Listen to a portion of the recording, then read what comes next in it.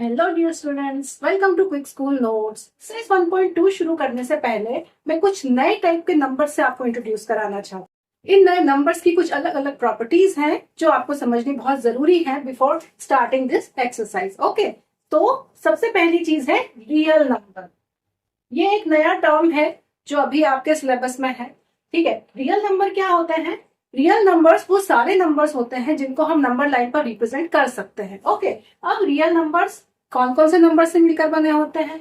Real numbers are of two types, that is rational number and irrational number. Okay, rational numbers तो हमें पता थे, right? Rational numbers कौन से होते थे?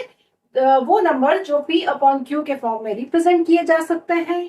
p और q इंटीजर्स होते हैं और q जो है इसमें denominator should not be equal to 0, है ना? ये चीज हम बहुत टाइम से पढ़ते हुए आ रहे हैं।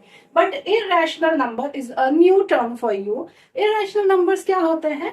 इरैशनल नंबर्स वो नंबर्स होते हैं जो कि रैशनल नहीं है। तो सीधी सी बात है, जो रैशनल नंबर होते थे p अपॉन क्यू, तो इरैशनल नंबर मतलब वो नंबर जो p अपॉन क्यू के फॉर्म में रिप्रेजेंट नहीं किए जा सकते। बट इसका मतलब क्या है? p अपॉन क्यू के फॉर्म में कौन से नंबर्स हैं जो हम रिप्रेजेंट नहीं कर सकते? ओके, तो इसको अभी हम डिटेल में समझेंगे।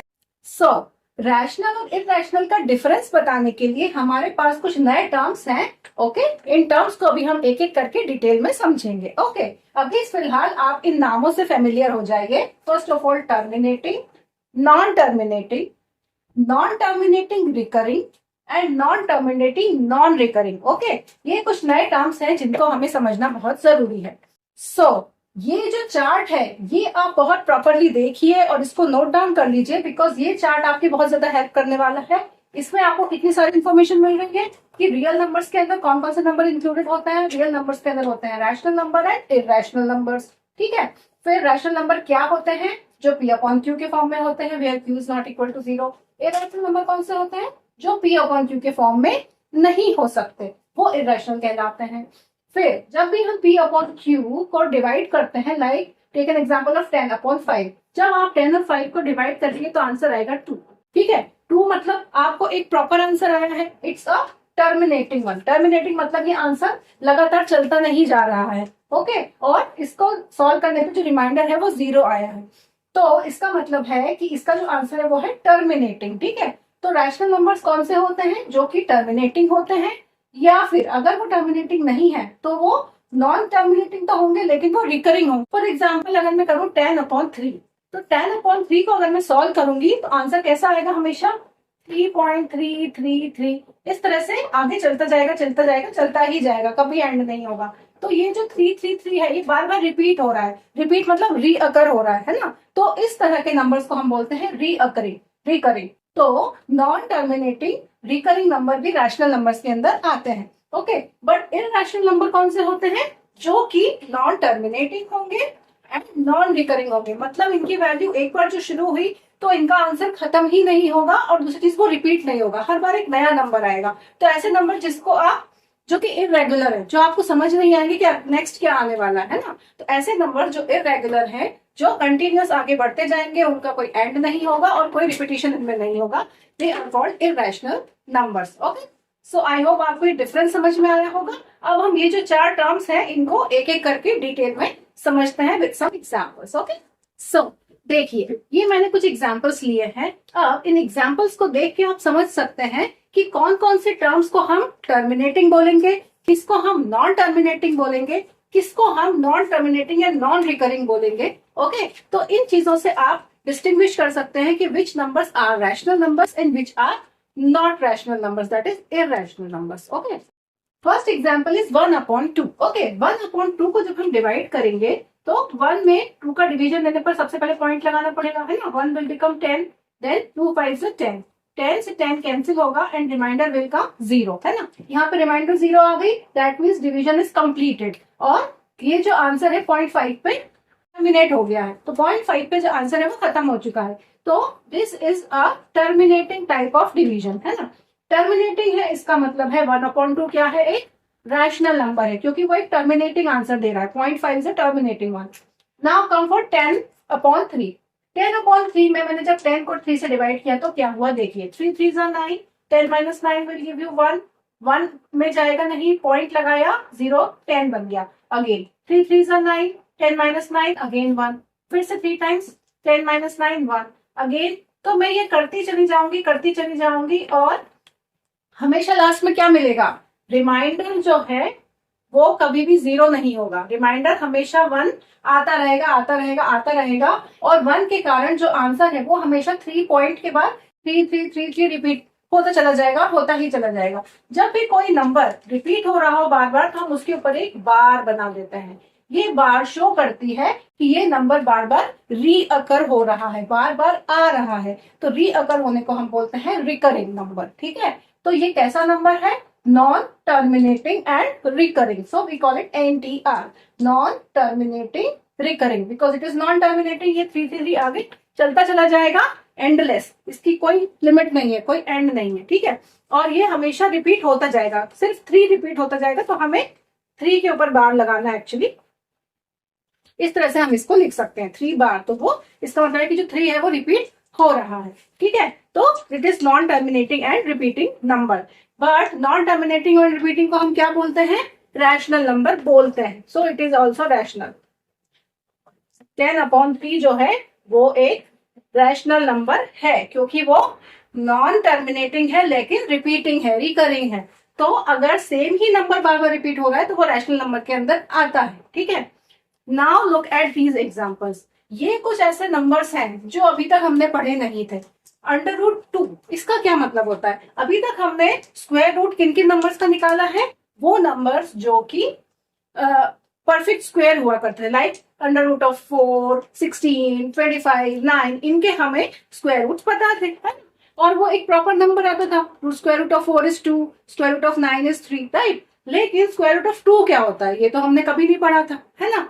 तो सबसे पहले तो आप ये समझिए कि स्क्वायर रूट का मतलब क्या होता है। स्क्वायर रूट का मतलब है कि किसी भी नंबर के ऊपर पावर है 1/2 की। ठीक है, मतलब 2 के ऊपर 1/2 पावर अगर होगी, इसको हमें किसी तरह से सॉल्व करना पड़ेगा। तो जो वैल्यू आएगी वो value that will give you a number. अब इसको कैसे सॉल्व करते हैं ये हम आगे आने वाले वीडियोस में देखेंगे। फिलहाल आप ये समझिए कि जो √2 है इसकी वैल्यू ये होती है 1.4142 एंड सो ऑन, ये चलती चली जाती है और इसमें कोई भी नंबर रिपीटिंग नहीं है। देखिए सारे अलग अलग नंबर्स आ रहे हैं और ये नंबर्स रिपीट नहीं हो रहे हैं और एंडलेस नंबर है। तो हम इसको क्या बोलते हैं, NTNR, non terminating non recurring, जो रिपीट नहीं हो रहे हैं, टर्मिनेट भी नहीं हो रहे हैं और हर बार एक नया नंबर आ रहा है। तो इस तरह के नंबर जो नॉन टर्मिनेटिंग है और नॉन रिकरिंग है उनको हम बोलेंगे इररेशनल नंबर्स। ठीक है, तो ये √2 क्या है, एक इररेशनल नंबर है। ऐसे ही √3 की वैल्यू क्या होगी, 3⁻1/2 करके निकलेगी, है ना। इसको जब हम सॉल्व करेंगे तो आंसर आएगा 1.73205080 एंड सो ऑन, ये चलता चला जाएगा और यहाँ पर भी कोई भी वैल्यू रिपीट नहीं होगी और it is a endless one. तो इस तरह का number √3 is a irrational number. Similarly, √5. So 5⁻1/2. ये भी जब हम सॉल्व करेंगे 2.2360679 एंड सो ऑन चलता चला जाएगा, नॉन टर्मिनेटिंग नॉन रिकरिंग। ठीक है, NTNR। तो ये आपको शॉर्ट फॉर्म्स हमेशा याद रखने हैं, या तो वो नंबर सिंपली टर्मिनेटिंग हो, कुछ भी नहीं है उसमें, या फिर वो NTR हो, नॉन टर्मिनेटिंग रिकरिंग, या फिर वो, तो ये जो दो नंबर होंगे terminating and NTR, non-terminating and recurring, all these numbers come under rational numbers. But ये वाला जो सेक्शन है NTNR, these numbers are called irrational numbers. ठीक है, तो हम एक्सरसाइज 1.2 में अभी पूरा irrational numbers पर हम फोकस करने वाले हैं कि उन्हें हम कैसे फाइंड आउट कर सकते हैं। Okay, so now let's move on to the irrational numbers examples. अब देखिए, अब हमें ये पता है कि इरेशनल नंबर क्या होते हैं, है ना। तो सबसे बेसिक जो इरेशनल नंबर है वो होता है √2। ठीक है, अब ये नंबर लाइन पे कहाँ लाई करता होगा, कैन यू गेस, क्या आप नंबर लाइन को देखकर बता सकते हैं कि कहाँ पे लाई करता होगा, नहीं, है ना। अगर हमें इसकी प्रॉपर वैल्यू नहीं पता होगी हम बिल्कुल नहीं बता सकते कि ये कहाँ पे लाई होगा। और हमें √2 को सॉल्व करना भी नहीं आता है ना, हमें इसकी वैल्यू ऐसे डायरेक्टली हम डिवाइड करके मल्टीप्लाई करके नहीं पता लगा सकते। तो इस तरह के नंबर्स को सॉल्व करने के लिए कुछ नई ट्रिक लगानी पड़ेगी। क्या कर सकते हैं आप? देखिए, जब भी स्क्वायर और स्क्वायर रूट्स वाला काम आता है तो सबसे पहले एक थ्योरम याद आती है, that is Pythagoras theorem. Do you remember Pythagoras theorem? Pythagoras theorem कहती थी कि अगर एक राइट एंगल ट्रायंगल है जिसका एक एंगल 90 डिग्री होता है, तो उसकी जो 3 साइड्स होती हैं वो क्या क्या कहलाती थी? एक साइड होती थी बेस, एक होता था परपेंडिकुलर और एक होता था हाइपोटेन्यूस, राइट? तो जब पी, बी और एच हमारे पास होती थी तो इनका रिलेशन क्या होता था? हमेशा h square equal to p square plus b square. ठीक है, ये होती थी पाइथागोरस थ्योरम। अब थ्योरम का यूज करके हम अंडर रूट 2 की वैल्यू पता कर सकते हैं। कैसे? देखिए, तो अंडर रूट 2 को अगर आपको नंबर लाइन पर रिप्रेजेंट करना है तो आपको जरूरी नहीं है इसका जो डेसिमल फॉर्मेट है आप वो लेकर आए, क्योंकि इसका डेसिमल फॉर्मेट तो नॉन रिकरिंग है ना, और नॉन टर्मिनेटिंग है, वो एंडलेस नंबर है। तो वो एंडलेस नंबर इतना लंबा चला जाएगा कि वो आप यहाँ पे ढूंढ नहीं पाएंगे। तो कुछ और तरीका करके हमें इस पर इसको प्लॉट करना है नंबर लाइन पर। तो हम कैसे प्लॉट कर सकते हैं? तो क्यों ना जिस तरह से, अगर हम एक राइट एंगल ट्रायंगल बना रहे हैं, अगर इस राइट एंगल ट्रायंगल में मैं बेस और परपेंडिकुलर 1 यूनिट के ले लूं, 1 सेंटीमीटर, 1 मीटर समथिंग, है ना, अगर दोनों 1 यूनिट के ले लूं, ठीक है, तो क्या हो जाएगा? अगर ये दोनों 1 और 1 होंगे तो एच क्या हो जाएगा? H square equal to p square b square होता है, राइट? तो h square is equal to perpendicular अगर 1 है, बेस भी 1 है, तो क्या हो जाएगा? 1 का स्क्वायर प्लस 1 का स्क्वायर, राइट? तो h square is equal to 1 square will 1 and 1 square is 1. 1 plus 1 is 2. So h square is 2. That means अगर h square 2 है, that means h is equal to under root 2 हो जाएगा, right?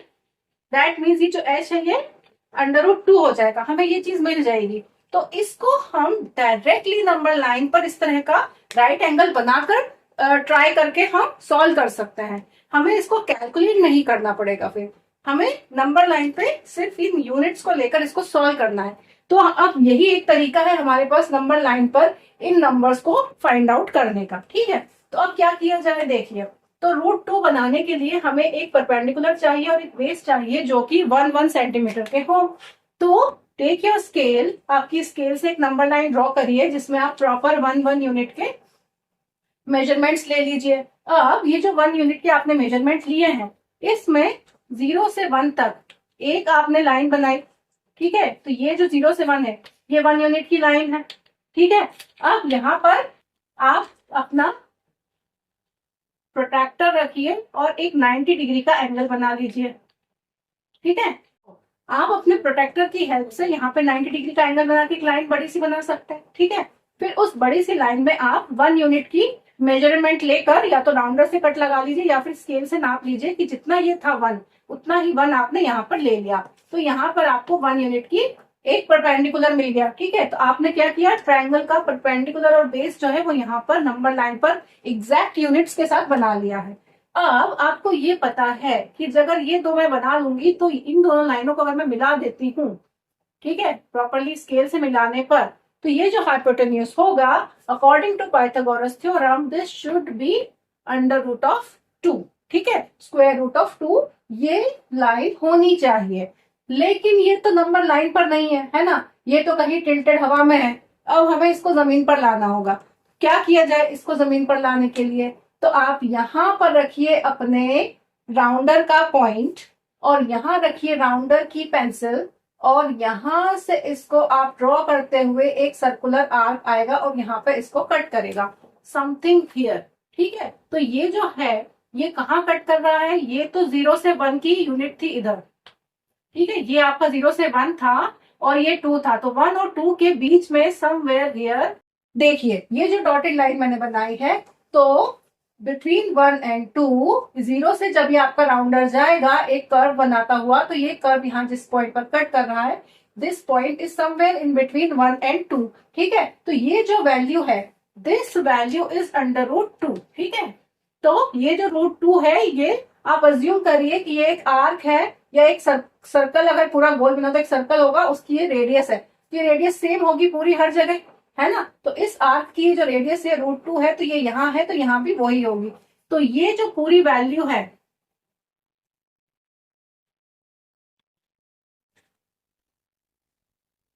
ये जो पूरी value आई है, this is √2 on the number line, है ना। थोड़ा सा देखने में कॉम्प्लिकेटेड लग रहा है, बट आप थोड़ा सा समझिए तो इजी हो जाएगा ये। ओके, अब √2 कहाँ आया है, देखिए 1 और 2 के बीच में कहीं आया है, और मैंने अभी आपको बताई थी कि √2 की वैल्यू होती क्या है एक्चुअली। सो एक्चुअली √2 की जो वैल्यू होती है वो ये होती है 1.4142 एंड समथिंग समथिंग समथिंग, वो चली जाती है कहीं। तो 1 और 2 के बीच में कहीं एक पॉइंट है, बट क्योंकि ये एंडलेस नंबर है तो इसको हम एक्चुअल नंबर करके रिप्रेजेंट नहीं करते हैं, इसको हम इस तरह से रिप्रेजेंट करते हैं। ओके, तो √2 ये आपका यहाँ पर प्लेस हो चुका है। तो इस तरह के क्वेश्चंस आपको इस एक्सरसाइज में देखने को मिलेंगे कि √2 को नंबर लाइन पर प्लेस कीजिए, √3 को प्लेस कीजिए, √5 को प्लेस कीजिए। सारे वो नंबर जो परफेक्ट स्क्वायर नहीं है उनको आपको नंबर लाइन पे प्लेस करना आना चाहिए। तो पहली बार देखने में थोड़ा सा डरावना लग रहा है ये, पर आप बार बार देखेंगे ना तो आप बहुत फेमिलियर हो जाएंगे। आपको कुछ नहीं करना है, सिर्फ एक राइट एंगल ट्राइंगल बनाना है, और दिमाग कहाँ लगाना है कि परपेंडिकुलर और बेस जो है वो वैल्यूज क्या होनी चाहिए। क्योंकि ये 2 था इसलिए बहुत इजी था, 1 और 1 हमारे परपेंडिकुलर बेस हो गए थे। लेकिन अब जैसे 3 आएगा तो 3 में आपको 1 और 2 लेना पड़ेंगे, 5 के लिए 1 और 4 लेना पड़ेंगे, है ना। तो चलिए फिर let's move on to the next examples. Your next example is locate √3 on number line. Okay, so √3 को नंबर लाइन पर प्लॉट करने के लिए आपको 3 को नंबर लाइन पर प्लॉट करने के लिए आपको डायरेक्ट √3 की वैल्यू तो पता है नहीं, है ना, बिकॉज √3 की value will be something non terminating and non recurring. तो वो एक कंटिन्यूस नंबर होगा, नॉन एंडिंग सा। इतना बड़ा नंबर तो हमें नंबर लाइन पे हमें नहीं पता कहाँ पे होगा, कैसे हम ड्रॉ करें। इसलिए इसको प्लॉट करने के लिए हमें वापस पाइथागोरस थ्योरम का ही सहारा लेना पड़ेगा। तो क्या कर सकते हैं, और एक चीज, नंबर लाइन ड्रॉ करते समय आप ध्यान रखिए कि हमें नेगेटिव साइड को ड्रॉ नहीं करना है, क्योंकि हमारा काम अभी पॉजिटिव साइड से हो जाएगा, है ना। तो हम वो साइड को अभी ड्रॉ ही नहीं कर रहे हैं, हम 0 से शुरू कर रहे हैं और हमने कुछ ही नंबर्स तक नंबर लाइन को बनाया। ओके, नाउ अब सबसे पहली चीज है कि हमें जो नंबर दिया जा रहा है उसको हम कैसे ब्रेक करें। कोशिश करिए, अगर कुछ उसके अंदर परफेक्ट स्क्वायर वाला नंबर निकल रहा है तो बहुत अच्छी बात है, नहीं निकल रहा है तो जो भी उसके बेसिक जो नंबर्स है उनमें आप उसको ब्रेक कर दीजिए। तो 3 तो सिंपली 1 + 2 ही होता है ना, हमें एडिशन ही चाहिए क्योंकि हमें h² = p² + b² वाला टर्म बनाना है। तो 3 = what 1 + 2, राइट। अब हमें इनको स्क्वायर टर्म्स में लिखना है, लेकिन ऐसा स्क्वायर बनाना है कि स्क्वायर करने पर 3 आए, क्योंकि हमें √3 चाहिए। तो √3 बनाने के लिए हम क्या करेंगे, 3 को हम लिख सकते हैं √3 का स्क्वायर, है ना। ये चीज आपको पता है कि रूट का स्क्वायर करने पर वो नंबर एज इट इज आ जाता है, क्योंकि मैंने आपको बताया था कि रूट का मतलब होता है पावर 1/2। तो √3 का मतलब है 3 की पावर 1/2, और इसका अगर मैं स्क्वायर कर दूंगी तो 2 से 2 कैंसिल हो जाएगा एंड 3 अकेला बचेगा, है ना। आई होप आपको ये चीज क्लियर हुई होगी। तो रूट का स्क्वायर करने पर रूट और स्क्वायर हमेशा कैंसिल आउट हो जाते हैं और नंबर जो है वो हमारा बचता है। ओके, सो 3 को I can write √3² equal to 1 को आई कैन राइट √1 का स्क्वायर एंड 2 को आई कैन राइट √2 का स्क्वायर।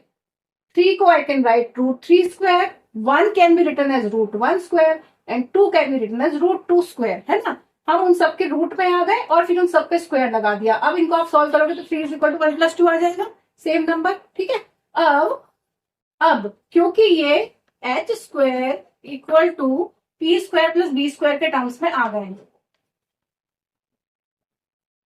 एक और बात, जब हमने √2 वाला एग्जाम्पल किया था तो हमारे पास परपेंडिकुलर और बेस सेम यूनिट के थे, 1 और 1, है ना। तो किसी को भी आप परपेंडिकुलर किसी को भी बेस मान सकते थे। अब यहाँ 2 अलग अलग टर्म्स है, एक 1 है और एक 2 है, किसको बेस माने और किसको परपेंडिकुलर माने। तो इस केस में क्योंकि √2 यहाँ पर है तो पहले तो आपको √2 को प्लॉट करवाना पड़ेगा, और जब √2 प्लॉट हो जाएगा उससे फिर आप √3 प्लॉट कर पाएंगे, ठीक है। तो √3 पर जाने के लिए पहले आपको √2 पर जाना पड़ेगा। ओके, तो तो हमारी क्या थी प्रोसीजर, √2 को प्लॉट करने की। पहले क्विकली हम उस चीज को रिपीट करने वाले हैं।